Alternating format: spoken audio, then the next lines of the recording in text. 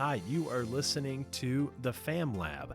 I'm Barrett Bingham, and I'm in studio with my good friend, Matt Mead. We had the opportunity to sit down and interview two of our friends and also two experts in family and ministry, Trane Wyatt and Rusty Sherry. And we are about to get into that interview here in just a second, but we did kind of want to tee up this podcast, remind you to rate and review on iTunes and Stitcher, and subscribe to the Fam Lab podcast so that you can get updates on when we have new episodes. And at the end of this interview, we sat down with the rest of the family ministry team that we're a part of and had some feedback on the interview and how it went, and just kind of discussed the big topic of spiritual formation in the home. So Rusty and Trane did a great job of kind of covering that for us, and then we kind of discussed what they discussed and the topics that they brought up. So Matt, tell us a little bit about Trane and Rusty, and then we'll get into it. Thanks, Barrett. We are so excited to have Trane and Rusty on the podcast. Trane is the youth minister at the Garden Ridge Church of Christ. Trane's been in youth ministry for over 15 years. He and his wife Tamara have 3 kids that are in the elementary school age bracket, and we've enjoyed working and learning from Trane through involvement in Camp Ichthus. We also have Rusty Sherry on the podcast. Rusty was in youth ministry for 25 years and has been working in a associate minister role at the Western Heights Church of Christ. He and his wife Cheryl have 3 adult daughters, one of which I have the blessing of being married to, and so it's a fun conversation with Trane and Rusty, and so Barrett's going to introduce that for us. Yeah, I mean, personally, for the two of us, Trane is one of our really good friends. He's a ton of fun to be around. We do church camp with Trane and Rusty, and so we're pretty close to these guys, and so we hope that kind of comes out in the podcast. But we think the world of both of them. Trane has some incredible wisdom for being such a youthful guy and just being fun to be around. He has a lot of practical things, and he's very positive about the negatives, and that's something that I appreciate about Trane. And then obviously Rusty, full of wisdom and experience, and a lot of that comes out in this. I really enjoyed just how he kind of sneaks in the scripture and how he just has it all memorized. It just seems like he has a lot of stuff just going on in that noodle of his. But we hope that this interview is a blessing to you like it has been for us. Give us some feedback. You can email us, and we'll mention this at the end of the podcast as well, at hellofamlab@gmail.com. Enjoy this interview. Enjoy the thoughts afterwards.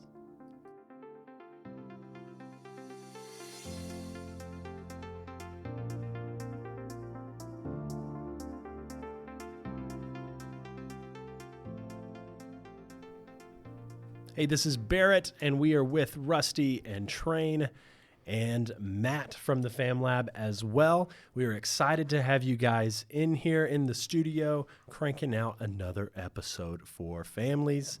So we want to talk about spiritual formation in the home. That's a huge topic. It means a lot of different things. It can go in a lot of directions. And so, of course, we wanted to have 2 family experts like yourselves. Oh my. Get on here and tell us what it's all about.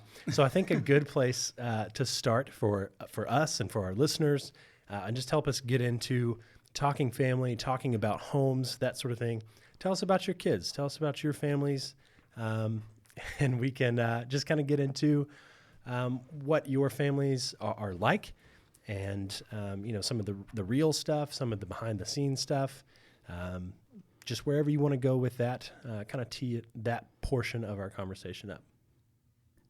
You can both go simultaneously. Okay. Yeah, simultaneously. All right. I don't know about that, the idea of experts, but we do have experience with family ministry, and we do have families. And so just a little bit about me and my family. We've got 3 adult daughters, and they're married to great guys, and all of them have kids, or at least each of them have a kid, and so we're grandparents.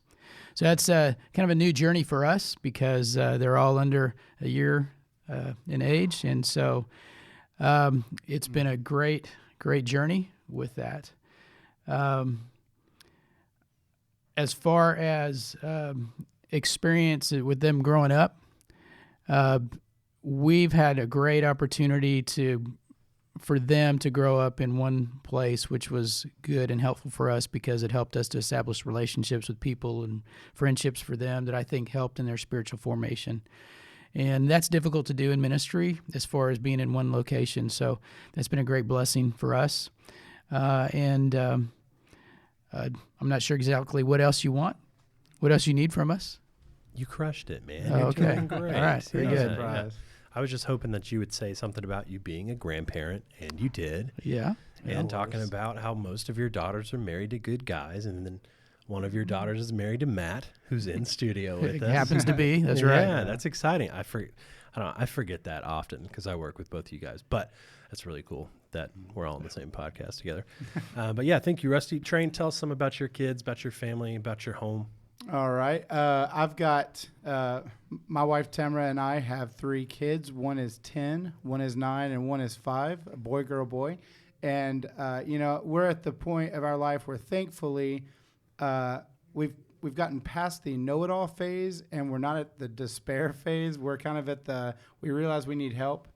We don't feel like we are completely clueless because God has used different resources and different people to help us have a clue. But we also realize we don't have this figured out. Having been in youth ministry long enough, since 2000, I have seen that most parents are just trying to figure this out, and that's where we are too. And but we've seen what has been done well, where people have struggled, and so that's one of the reasons why I really like that Rusty and I are getting to have this conversation together because he has adult children. He's able to see where, what has borne fruit. And I'm still in the phases of trying different things. And I'm in the middle of those battles day to day. And man, what a joy it is and what a challenge it is. And so it's really cool to be able to come from both ends of that. So anyway, that's my family. I've been at Garden Ridge for 9 years and then at another congregation in New Mexico for 6.5 years. So we also have been able to be at places for a long period of time and get to know the families really well and learn a lot from all of them. That's awesome. Thanks, Trane. So, you guys hit on a ton of topics there. And before I turn it over to Matt with our first legit question, I just wanted to say that's why we're doing this podcast. And so if you are new to the Fam Lab and listening to the Fam Lab for the first time, this will hopefully be our 3rd episode that gets put out there.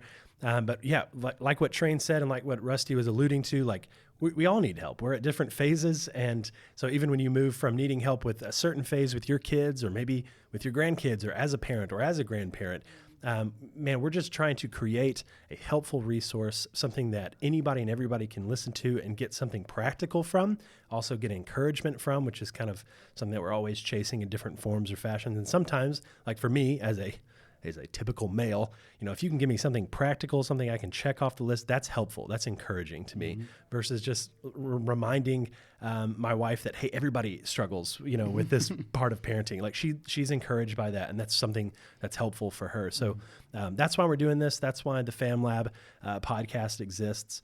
So I appreciate you guys kind of speaking into the mission behind this, and we appreciate you being here. And like Trane said, being on both ends of the spectrum. But Matt, as far as spiritual formation in the home goes, where are we going? We'd like to start with a question that before we jump into looking at each of your individual families. One of the cool things about doing youth ministry is you get to watch a lot of other families, and you get to borrow and take ideas from families you see doing great things with their kids. What are some things you've seen over the years that you've borrowed from other parents and that you've tried to incorporate into your own parenting, and maybe share some of those ideas with us? I think one of the things for us was that we would always plan to eat together as much as we could. Dinner was, I don't know if you would say that we called it a sacred time, but we ate dinner together as often as we could. And that was pretty much every night. So what was helpful with that was we were able to have a lot of good conversations. Now, some days were better than others, obviously.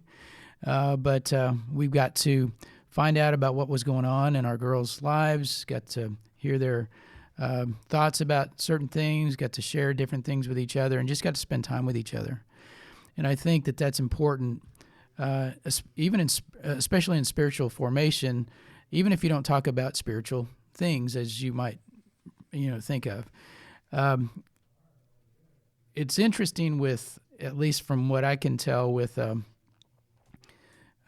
conversations with our kids, a lot of times what will happen with us is that we will get bogged down in conversations with our kids that seem to have to do with discipline, because we're trying to get our kids to act the way that we think they ought to act. Mm-hmm. But if that's what the majority of your conversations are, then you're going to miss out on really communicating those lessons. You've got to have times that's free of that, times where you just get to share and hear each other, and maybe you'll have conversations about God over those meals, questions that they have or struggles that you have. And so that was something that, and I can't tell you exactly where I learned that from. It was something that was important to Cheryl and I, that we would do that. And I think that that's been helpful to us and helping our kids as they've grown. That's so funny that you say that, because that's where my mind was going too. Not necessarily specifically about meal times. I know a lot of families struggle with busyness, and then also, your previous podcast about screen times. Now, even when we're not busy, there's, the kids are wanting to be on screens and things like that. So what, families will have to figure out how to fit this into their time, but in whatever way that looks for each family, and meal times are stellar for that. Finding times to be together that's no agenda, and it's meant to just be relationship building. Because what I see a lot of times are parents who are kind of consumed with their own, dealings, things they have to do, and then comes the major moment, either for discipline or for a conversation that's got to happen, and that is a struggle for them, and it sometimes goes over poorly because they haven't done the work of building the credibility by just having fun with their kids, or just having relationship building times where the kids realize, you don't only show up for the big moments, you're also there as a constant presence in my life, so that when the parent has to come in a more significant role, the kids are ready for that. They're used to that. And it kind of earns the credibility to be able to, do the tough love or whatever, whenever the love tank has been filled with lots of quality time and quantity time, and also just doing things that show I do love you, and I'm for you, and I like you, and I want to be with you, not just to discipline you and not just to, give you the talk, whatever, but because you're my child and I just like being with you. That's something that I've seen other families do really well. The families that seem to more easily blow through those really touchy times, like the talks or discipline and things like that they just seem to kind of breeze through it much easier. It's those families that have invested a lot of time in each other for stuff that isn't the big, weighty things. Right. And another thing, I just agree with something that you're saying here. It's going to look different for everybody. People's schedules are different. You may have one parent on one shift at work and another parent on a different shift at work, and as a result, you may not be able to have those meal times together. So what can you do to be together as family just to enjoy being together? I had something up in my office for a long time. I think it was Josh McDowell I read this many years ago. I think it was a quote from him, and he might have got it from somebody else, but the quote was, "Rules without relationship lead to rebellion." Yep. And so if you don't have that relationship established, when you've got to make sure the rules are being followed, it's going to be much more difficult to do that. Mm-hmm. And so that's why I think it's important to make sure that this is a priority. Yeah. I know you haven't listened to our first two episodes because they're not out there really yet. So, but that is one of the things that I've said for sure in our first two, and something I say a lot and really kind of clicked for me when I had my firstborn 7 months ago, was every child is different. Every family is different. Yeah. And again, that's part of just our identity as the Fam Lab podcast and as our family ministry team here at McDermott, like we were just mindful of, every family being different. And like you said, maybe that's different for meal times. Maybe, the conversations are different. So just a quick reminder of like keeping that in mind too, for not just us in the room, but for those that are listening, we're mindful of that too. Like you may not be able to sit down, like you were saying, every meal, and quality time looks very different for every kid. And a note that I took down real quick was, knowing your child's love language. And it's something that we could probably devote a whole episode to. But how do you determine what that is? And how do you connect with them? And what is that quality time is something that we could definitely get into. Matt? Yeah, so one of the things that I wanted to ask, we have a lady here at our church that came up to me a long time ago and said, you can't evaluate anything you've done until you've done it 3 times. And I think there's a lot of wisdom in that. But how do you go about trying new things with your kids? And is that something you talk to your wife about before and come up with a strategy? Or how do y'all go about, being intentional about the things you do in a way that allows for the idea that, yeah, we're going to mess up every once in a while, but we're not going to stop trying. So what are some things that y'all think about that? Has there ever been something that you were like, oh, yeah, this is going to be great for my kids, and then you tried it and you're like, oh, this was really awkward the first time, but we did it a few more times and it was better? Or does anything like that come to mind? Pretty much everything I do works the first time. No, not really. I don't know that we strategized a lot. Yeah. I don't know that we sat down and had strategy for things. I think we had some decisions we made with regard to generally how we would deal with things. And then we knew that that's what we were going to follow, as far as that goes. But I'm not sure that we sat down. It was almost like, all this is trial and error. Mm-hmm. It really is. You could read all kinds of books, and you can get all these strategies, and you can try to implement them, and they're going to work sometimes they're not going to work. And that's the thing, we were talking about experts earlier. You have all these people who are experts, or supposedly anyway. But it doesn't always work that way. I think general ideas that help to formulate the direction you want to go is more helpful. So, for instance, when you're talking about what Jesus has told his followers, what's the greatest command? Well, the greatest command is to love God, and the second greatest is to love your neighbor as yourself. If you do both those things, you've followed the whole law and the prophets, right? Mm-hmm. So that's really, it's very broad in a sense, but it's very easy to remember. And if you can do that, now what that may look a little bit different in every situation. And so this idea of rules without relationship, well, how do you build the relationship? So you through trial and error, you do different things to work on that relationship. And so I don't know if that answers your question really, but that's kind of how we approach things. And so we never really thought of it as a strategy necessarily in order to deal with our girls. It was more like we learned from our parents things that we would want to do and things we wouldn't want to do. There were mistakes that our own parents made that we decided that we weren't going to do the same things. And so that's kind of where we started, I guess, if that makes sense. Yeah, and there are some things that you apply some more strategy. Like you said, some decisions that you guys probably discussed ahead of time whenever it's time to deal with this situation. Here's how we would deal with it. But a lot of stuff just kind of happens, and you follow the Spirit. Mm-hmm. You're prayerful in advance because you don't know what situations will come up. And when they do, God will lead you into that situation. And then later you can tell your wife or, she can tell us, this incredible discussion happened on the way to school today. It's just crazy. And I wasn't prepared for it, but I think it went really well. Another thing I was thinking along those lines is you don't judge, and this is probably what the lady was referring to in some ways. You don't just judge based on how it worked right now. You're looking for long-term results.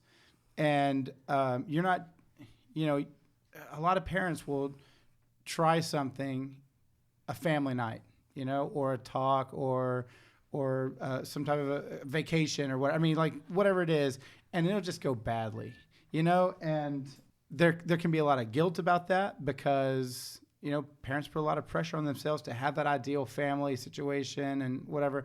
And if it goes badly, then I'm terrible at this. My kids would totally be better off with, their friends' parents, whatever. But just look over the long term. And also there is some, parents do get some credit even just for trying. Okay. Like now we can kind of let ourselves off the hook too easily with that. But I think if a child looks back, once they've grown, they look back on a parent that, man, that was a disaster and what an awkward, thing. And I wish they hadn't done that.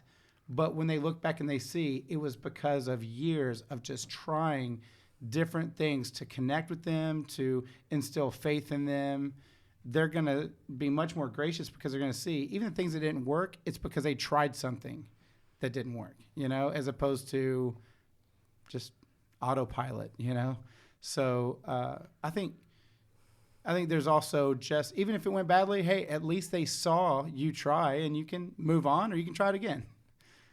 Yeah, that's one of the things that, we're really trying to get across in these conversations is, sometimes as family ministry professionals, I know I felt like I've challenged parents maybe unrealistically sometimes and continue to, find that out in some other ways now being a parent, but just this idea of, it is all trial and error, and we all are working towards the same kind of goals. Let's talk about like processing experiences with our kids. Like you kind of alluded to that, and both of you have had the chance to watch in ministry, and you're both great at processing activities or processing experiences with kids. What are some maybe tips and stuff you've learned in ministry about helping parents to make the most out of the things they do try or the things they do experience as a family? How do you help, make sure the lesson that maybe you're wanting to get communicated actually comes through to your kids? Some thoughts on that? When you say processing, are you talking about when you're trying to have a certain conversation with your kids about something? Is that what you mean? Yeah, or, you've experienced one of those maybe trips or something that didn't go so well with your family, like sitting down with your kids and talking about, hey, we intended this because we care, or, we just watched this movie together. What did you learn from it? Can you talk a little bit about how you process life with your kids? My wife is really good about when we sit down at the dinner table, she asks, what's your rose and thorn for the day? What was something that you really are glad it happened and you loved it? And then what was your thorn? What was your low point? And that's an opportunity for me as a dad to say, I'm kind of disappointed that this went badly, but hey, we move on, right? And in that processing, we can deal with not everything goes great. And, just the other day I was sharing my thorn was not something that happened to me. My thorn was something that I had kind of done poorly that day, and it had not gone well, and I didn't handle it great. I was kind of disappointed, and I was able to tell my kids, I kind of made my own thorn today, and that's all right, because tomorrow's going to be better. I'm going to try it over. I'm going to try again. And so that's a simple question that my wife she's really good at those little things, if you could do one thing different today, what would it be? Or, something like that. Those little questions like that start to get down deep, and they can be shallow, and then you move on to something else. But a lot of times that's a good open door for some deeper processing. I think one of the important things to do is to make sure you listen really well. We can ask questions and want to get certain answers from our kids, which may or may not be good, but we may not get the answers we want.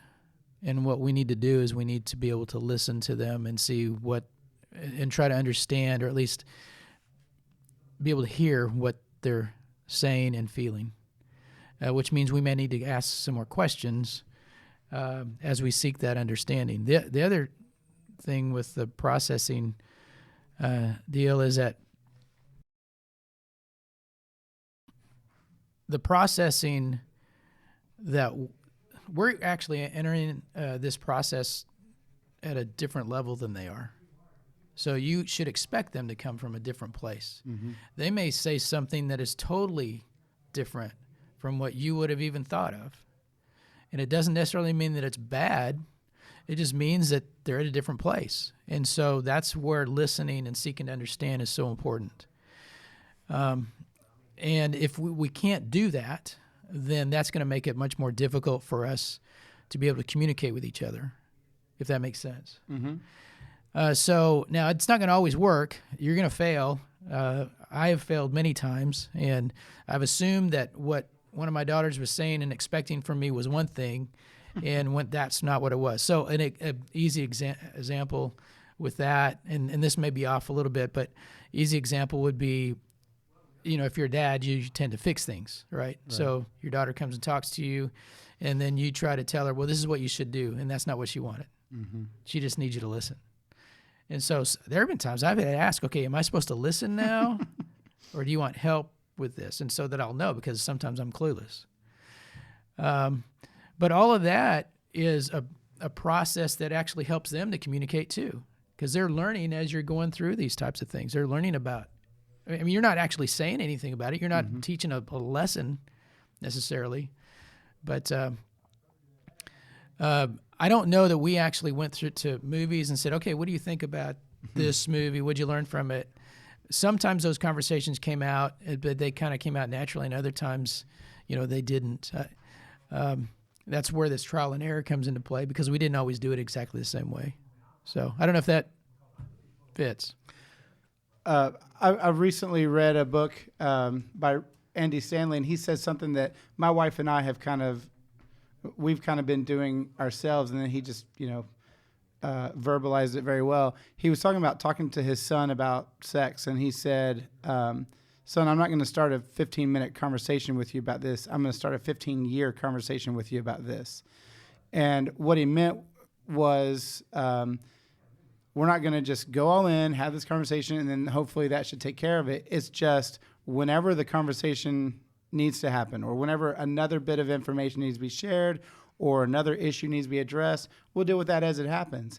And that's what we've been doing with our kids. We've already just kind of been planting the seeds. A lot of parents dread that type of talk or something else, whatever it is. But life just kind of presents those opportunities, and so just kind of being aware of those things. And the commitment with that, though, is also that you don't have 15 years of major talks, let each conversation be what it needs to be, and then let it go until the next time that's appropriate, so that our kids get the truth just kind of spread over their life, instead of just one big, heavy conversation, or every time something comes up, they get a big lecture, So just watching for those life opportunities to process, a commercial comes on, or something happens in a show, or they, their friends teach them a new word or whatever it is. And now we've got an opportunity to talk about, that's how some people think about this. Here's what God would say about that.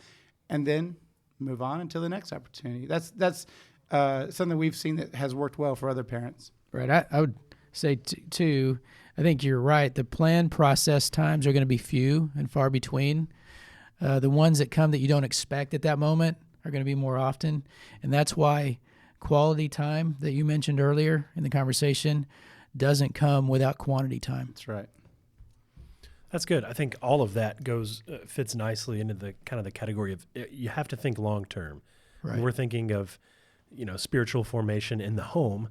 Typically that in the home time frame for us is like, okay, while they're in middle school, high school. Well, that's for me as a youth minister, but, or while they're, under our roof, under our tutelage, I just wanted to use that word. Nice. But because it has the word toot in it. That's right. Yeah. Because, well, you said sex. I wanted to say toot.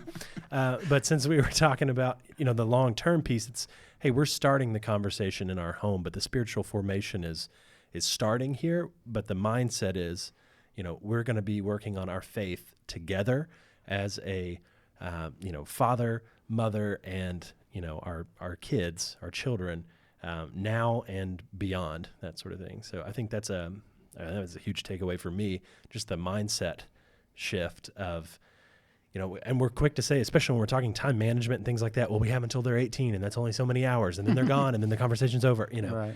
Well, and yes, there's some truth to that, but there's a lot of wisdom in, hey, we're starting it now, but it's going to continue. And like you said, whatever conversations those are, I think that's good. That's a good takeaway. Matt? I think one of the things that, is fun having both of you coming maybe from a little different, age cycle in terms of your kids is, I have the opportunity to watch the relationship that Carissa has with her dad. And it's fun having that relationship in the sense that, I now get to not only experience what he did as a dad, but, I also get to learn from, in our relationship, he talked about listening, and different things. Like I have to remember that he was a professional counselor and I jump in and try to fix things way too fast, those kind of things. But when you think about, now you have, kids that are adult children and you have kids that, are a little bit younger, maybe what are some of the things that, you hope when your kids are older, Trane, that they remember about your time at home? A couple of things. One is that I'm obsessed with Jesus.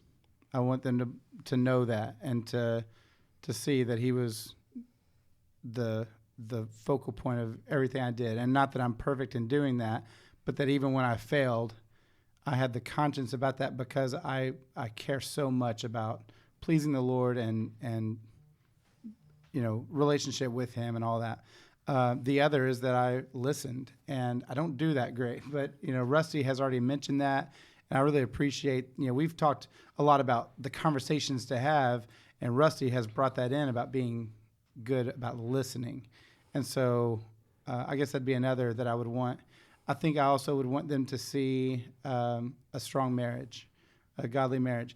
Not all of the listeners, have that right now, and that's just different families are in different places. Some are single parents, some are in marriages that are struggling, whatever.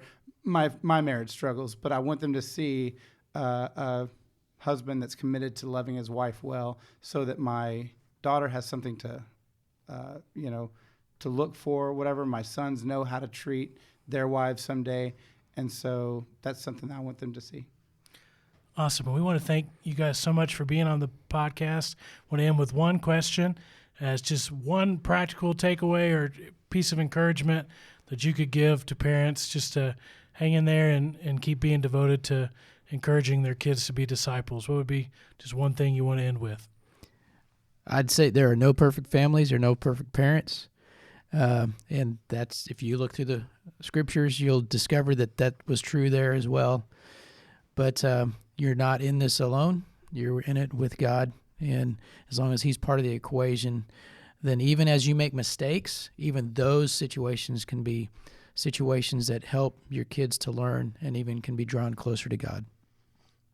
And for me, I would say, coupled with that, you're not in it alone. You shouldn't be in it alone because even parents need community. Mm-hmm. And parents badly need community. I know that church involvement, whatever, can seem like another schedule item, another thing on the calendar that just gets so burdensome when there's already tournaments and practices and, work that we've got to bring home and things like that.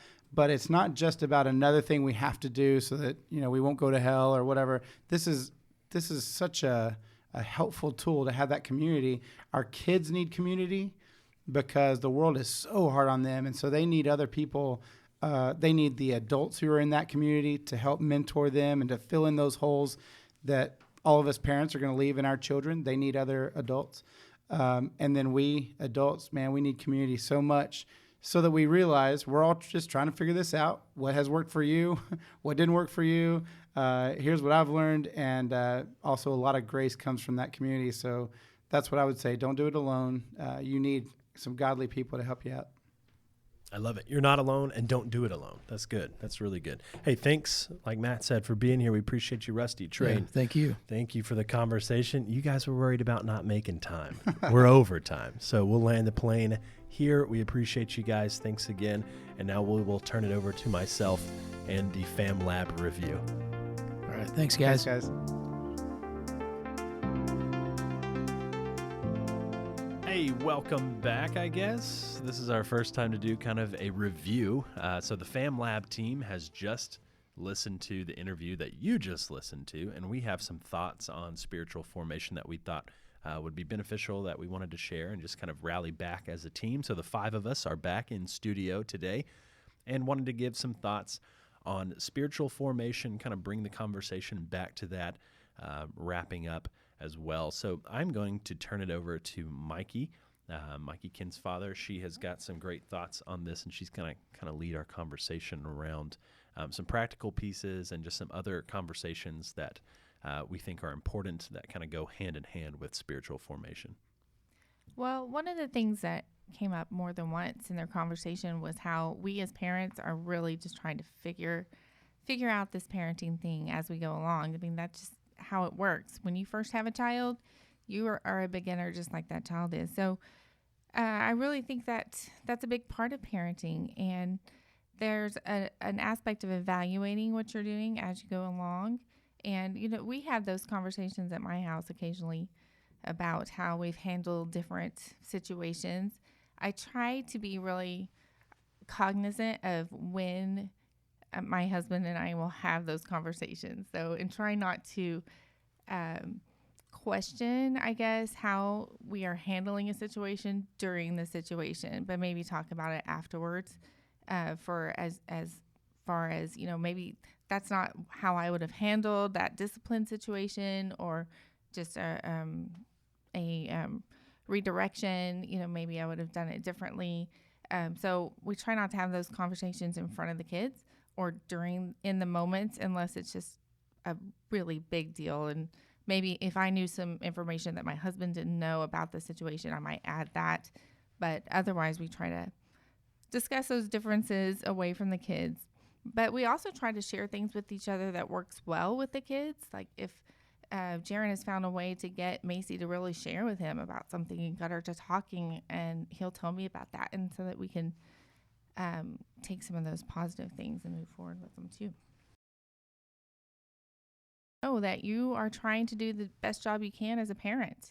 Remind your kids that, and even when you are having to discipline them or correct them, that your job is to help them become a good person, not just keep them happy in this moment, but to guide them for their whole life. And that there are things as an adult, as a parent, that they don't understand, that you can, that might not make sense to them as kids, but that you are really trying to do the best job you can. I think a good part of that is the learning to apologize to your kids. If you do something that doesn't work and it is harmful to them in the sense that it hurts their pride or their feelings or something, or you just didn't handle the situation the way you should have, you say, "Hey, I'm sorry. That's not the way I should handle it. Can you forgive me for that?" And I think that's really important. It shows them when we mess up, we need to say something, but we also need to show forgiveness and ask for forgiveness. And that, you're not intentionally sitting down and say, "All right, we're going to talk about forgiveness." No, you're showing it. That goes a long way. I think that's a great point, Kyle, because active repentance is part of a spiritual discipline, right? And in modeling to your kids that you need to ask for repentance, and that that you make mistakes and that you are going to make changes to do better, is part of spiritual formation. I know one of the things I always appreciated about my dad is, especially when I was moving into teenage years, is, there were some times in which he would sit down and, I give him a hard time for it because he'd call them father time moments, and, that's not cool, but he'd sit down and say, we're going to have a father time moment, in which he would peel back a story from, his past that I could tell was hard for him to share, but it always connected with something that I was dealing with, and it helped me to see that it was kind of awkward and uncomfortable for him as a dad to step out there and share some of these stories with me, but it really made the idea that he was having to try and step out, and that parenting wasn't always going to be comfortable in the same way the situation I was dealing with wasn't necessarily comfortable. And I think that that's helped me not only respect my parents more, but desire to find ways to model that authenticity in my own parenting. I think that was a big point that Trane made that connected to a lot of other pieces, and I think it goes nicely with the spiritual formation idea. was that connection and building credibility. He uses the word credibility. And, that's key in, if you are authentic and open and transparent about your spiritual formation and your spiritual development when you were their age and at your age now, and showing them that it is a 15-year plus process, like Trane was mentioning. But I think that connection, leading to credibility, credibility helping with the connection, and then, Trane's I wrote down 3 C's from something that Trane said, but the credibility and the connection go kind of hand in hand and are cyclical, kind of help each other out in spiritual formation. But, he mentioned the idea of consistency and how important that was. And hey, if you do mess up, but you keep, okay, family game night was a disaster, so maybe we don't do family game night again, but we do some sort of family-based evening, and just consistently committing to, committing to that idea or that plan, leading to, again, kind of some credibility in that relationship, which makes the transparency easier, and it makes that active repentance, and the other spiritual disciplines easier. If you have some sort of relationship there and you're like, I am struggling with my prayer life. I know that there was a point where kind of like a hard shift in my family where my mom started sharing that stuff with me and took, the initiative to be transparent. And I was like, whoa, I don't want to know this, versus if you start young, and maybe that makes it a little bit easier. I think it is tough. Like every time my parents started to share a little more and were a little more transparent about, things from, spiritual things to financial things to, my future, like going to school and that sort of thing. That definitely, is hard on kids. And I think it's hard for parents to share, like you were saying, Matt, like kind of tough for dad to get into some of the details. But that is, I think, a necessary ingredient for spiritual formation. Rosalind? Yeah, I think that's a great point. And I love what you said about your mom and the heart shift, because I think that, when you know better, you do better. And that's just what we do as parents. And so it doesn't matter if your kid is 3 years old or 13 years old. If you figure out a way to handle a situation or some way to connect with your kid, that's the time to implement it. And the big thing is that as parents, we're trying, and the kids know, I believe, when you're trying, and we're not perfect, but we just never give up.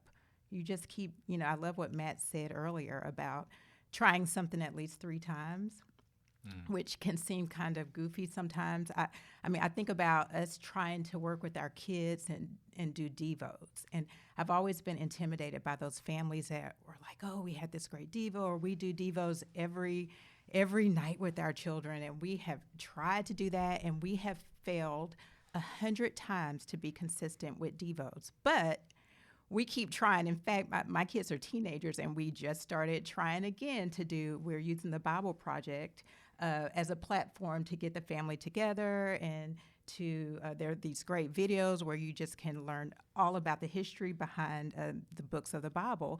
And so we're trying, and will we succeed this time? I'll let you know. Yeah, keep us posted. But we're trying, and that's the point. You just have to keep trying, keep moving forward. One practical thing, Bible Project, great tool there. But then 2, you said something that made me laugh, because I was like, I don't know if I've ever heard a family say, we had this great family devo. I think a lot of families do them and they try, but they're always like, oh man, I don't know how that went. I've just never, I think it can, because of the consistency fact, there's just so many things that go into it. And as a parent, I can, even as a husband, just trying to sit down and read scripture with my wife or whatever it is, it's like, I don't know how that went. I don't know if that was beneficial. It's like the person leading it or, being on our side of it. But the kid sees, like you said, effort. We're trying. There's going to be consistency. This is what we do. This is just what it's always like. There were several times where maybe on vacation or Sunday evenings or something like that, where my family would just do a family devo instead of making it at church because of practice or whatever it was. And, I'm sure my parents were like, well, that could have gone better. Like, I wish Barrett or Matt would have said, Matt is my brother's name as well. Very confusing. We're not related, this one with the other one. Anyways, and we're not going to edit that out. We're going to leave in the confusing back and forth with Matt. But, I'm sure my parents thought, I wish, our sons would have said something, or, I wish there'd been more substance to this instead of just, reading it. But as a kid, I was like, no, that's what we do. That's kind of how it is, and that's okay. So, trying it 3 times is huge. And there are other opportunities to have discussions about Bible and about spiritual things. We try to, on the drive home from church, from Bible class, we try to ask the kids, what did you learn today? Yeah. And sometimes they struggle to come up with an answer, but if we can at least get out of them what the story was, then we can have a conversation about what that means for them and for us, and how we've learned about that story too, and that sort of thing. So you can pull in those conversations at different times. Right. Rusty said, and I didn't quote him exactly, but he talked about trial and error. And, we've talked about that for the last few minutes of, some things don't work, and it's okay to change it up or not do it again, because, I think back to the family game night. Maybe your family is really competitive and you like that competition, but it always gets just overwhelming and things get heated. Like, even if your kid's 4 years old and you're playing Uno and they're just really frustrating to play with, not speaking from any experience at all, the fact that, okay, you don't try that, or you play a different game that's a little more cooperation based, or you do something, but we're figuring it out. And that's kind of why we called this the Fam Lab, right? We're experimenting in family things. And one thing that has been mentioned today and with Rusty and Trane was that every family is different, and so what works for one family is not going to work for every family. So you got to figure out what works for your family, and that means trial and error. That means experimenting with different things. And I really liked Trane and Rusty had lots of good points. So one thing we do encourage you to do is we have the email at hellofamlab@gmail.com. As we're talking about these things that you're trying or whatever, please send good ideas to us and send stories, different things you tried, and we'd love to share those with you and just talk about how we're all trying things together. Sometimes what doesn't work for your family is going to be a home run for other families.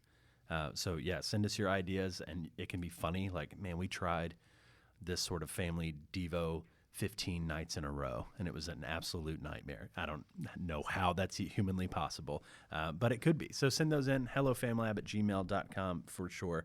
I loved one of the ideas, and I think we're kind of all around it, that Trane and Rusty kind of tag teamed, but Rusty, used the scripture, love God, love your neighbor, as these big ideas and these big pillars for, scripture, and for, this encompasses the law and the prophets.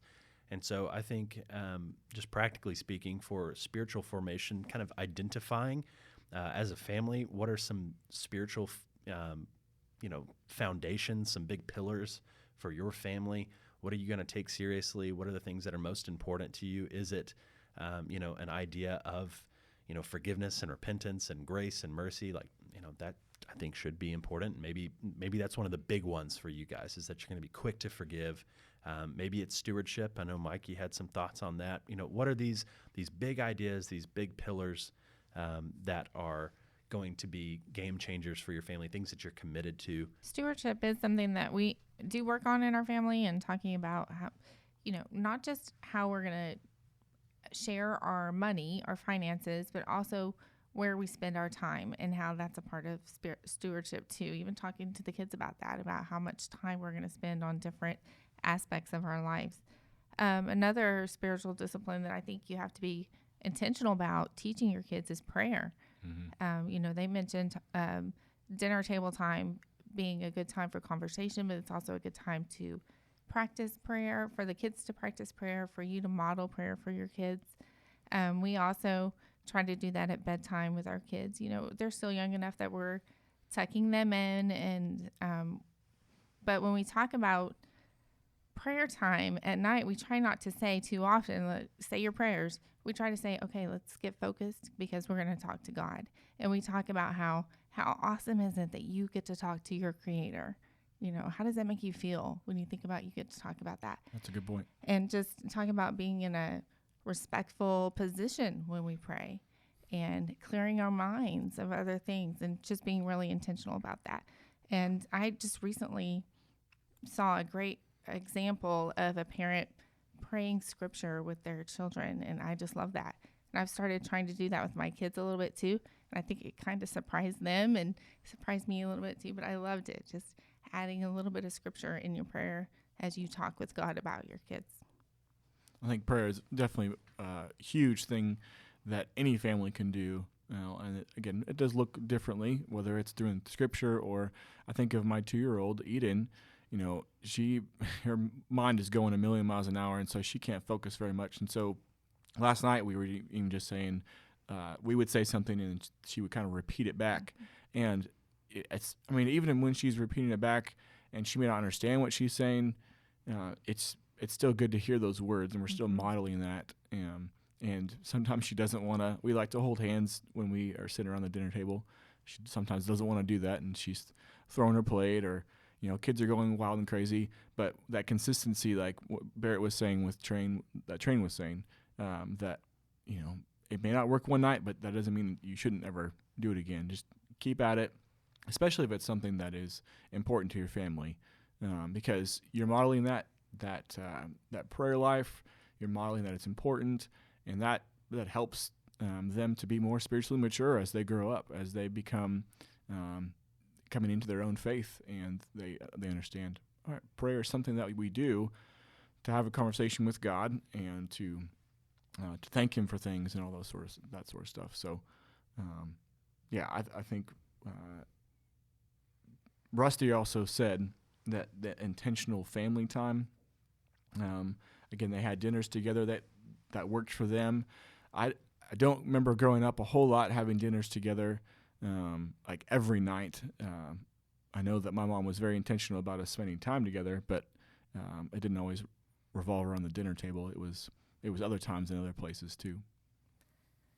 We noticed with our kids that when we went out to eat, often our kids are really good friends with each other. They're only less than 2 years apart. So they would end up talking, and Jaron and I would end up talking, but we weren't really interacting with the kids when all 4 of us were together. So we decided to start implementing some kid dates and going out with just one of the kids at a time. So, and we'll rotate that. So I might go out with Jackson one night for dinner, and then next month I'll go out with Macy for dinner, and just have that focused one-on-one time and having that intentional relationship building. And then another time we try to do that is at bedtime again. I guess bedtime routine's a big deal for us, but we also switch every other week which child that we're tucking in. So I'll tuck in one kid this week, and next week I'll tuck in the other one. And so we have that special time together at night. I think one of the things that is also cool about technology, and that's a great blessing, is, we have a little one, but we're already thinking about ways that, in different phases of his spiritual development, that we can involve grandparents or involve other people that we want to be, important pieces of his life as well. And so, in addition to you being a spiritual mentor, maybe there's an opportunity to FaceTime a grandparent to be a part of a prayer or a part of a bedtime routine or something like that, to continue to put good faith influences in your kids' lives. That's a great idea, Matt. I really like that. I think, being intentional about putting other people in the kids' lives, because, as we know, being parents is very overwhelming sometimes, and we need somebody else to sub in for us, or to just come alongside us and help us in parenting our kids. And we benefit greatly from family and friends that help us raise our kids. I mean, you guys in this room, I know Leah's parents are a lot closer than my parents, so we get to utilize them a lot. But using technology, I think that's a great idea. I really like that. One thing that I wanted to get in here, and I know we talked about this kind of in our pre-show notes, and this will be the last thing that we have time for, is the this idea of competing timelines for spiritual maturity, spiritual development, versus kind of a worldly timeline and an understanding of adulthood and what it is to be a maturing teen and that sort of thing. So, Matt, I don't want to put the pressure on you, but you had some really good thoughts on that. And so just as you are, going through and thinking through spiritual formation as a family, and you're considering different kind of, spiritual foundational things and disciplines, and you're thinking of spiritual maturity, how important is timeline, and how do you think about, age and what is age appropriate and those sorts of things? So I think, there's a lot of considerations, and, it's a conversation that probably needs to happen a lot, and thinking about different, goals or objectives and things. But I think the bottom line is having the goal and objective of helping your kids reach spiritual maturity. And, that may look different for each child, but unless it's an intentional goal, it's probably not going to happen, just by accident. And so, the world around us has a certain pace for expectations regarding maturity, and it seems that pace is lengthening, and, adulthood and just levels of responsibility seem to be getting pushed back further in life. But as Christians, I think, especially in conversations of faith or whatever, we really have to take advantage of the time that kids are living under our roofs. And we also need to understand that it doesn't stop there, but we want to be sure and be intentional about that time. And I think just the encouragement to set your own timeline and set your own expectations of maturity. And just because a particular friend or a particular group of people are behaving in a certain way, we're not going to let that influence the timeline we have for our own kids.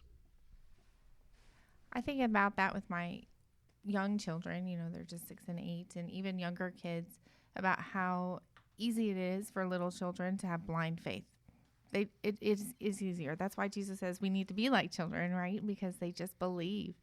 But I think it's important that we still help them understand why we believe what we believe, and why those things are important, and where that belief comes from, even at an early age, and start talking about that in ways that are more substantive with younger kids, so that when they are at an age when they're starting to ask questions, they know it's okay to talk to you about those things, and that you've thought through it and that sort of thing. So starting young, even on some of those deeper thoughts. I know spiritual maturity is a big one for what I do with high school students, and it is more than just showing up, right, or dropping a kid off in the children's wing, or showing up for youth group, and which I think parents know, but it's always good to remind myself of, hey, just showing up and darkening the doorway of school is not making my child smarter. It takes in school and out of school things to learn, and so I think it's always a good reminder to think of that in spiritual terms, and that, hey, there's stuff that's in the home, it's outside of the home, it's processing things that we've done that aren't spiritual and putting them in spiritual terms, and it's more than just showing up for a youth group trip. It's more than, saying, like what you said, Mike, it's more than like, all right, now's prayer time, check. Spiritual maturity and development and kind of the responsibility, like Matt was getting into, is intentional, and, it does take time. Any closing thoughts, Rosalind? Yeah, it just makes me think of, again, kind of circling back around about knowing your child and spending time with your child, and being careful not to compare their level of maturity with other kids. I just think whether that be in their group at church or at school or within your own family, because they can just be very different. And just, spending time with your child and addressing their needs and their maturity level is just very important. Yeah, that's great. Because you may have one child that is real generous and very quick to give, and, of their time or energies or, whatever monies they have, and that sort of thing. And you may have somebody that is harder. I know for me and my brother, we both got like $20 for one Christmas, and my parents gave us like an option of like, hey, do you want to give this to a missionary that's going to be in town? And my brother was like, yeah, sure. It doesn't mean anything to me. Now, he is 3 years younger, so he had not fully comprehended how much $20 was. So I'll give myself that out. But I had a really hard time, and this is embarrassing, but I gave it to my mom, and I was like, give it to this missionary. And I went to my room and wept bitter tears about it. And he gave me this he brought back from 99% sure it was Nigeria, brought back this cool like black wooden hawk thing that's still in my office. And he was like, thanks for your support, and like gave me a gift. And I was like, it was worth it, which is embarrassing. But we were at different levels. Even though I was like older, I was like, I don't know if I can part with, and just this idea of giving to somebody else and giving to a cause bigger than me. So just knowing the difference between your kids and where they're at, obviously you can extrapolate that story into 1,000 different settings and different age groups and on down the line. Anything else? Well, great. I hope that you guys enjoyed the interview as much as we did. I hope that you are enjoying these conversations as much as we are. And so, like Matt mentioned, email us. Let us know what you are doing. Let us know how we can help at hellofamlab@gmail.com. We appreciate you listening. And please rate, review, and subscribe. That helps us. It gives us a lot of feedback, and it also gives us a reason to keep doing this. If you know of somebody that would benefit from this podcast, would like this podcast, I don't know, maybe tell them about it. You can share it. We are on iTunes. We are also on Stitcher. And so you can find us both of those places. Again, we appreciate you listening. We will talk to you later.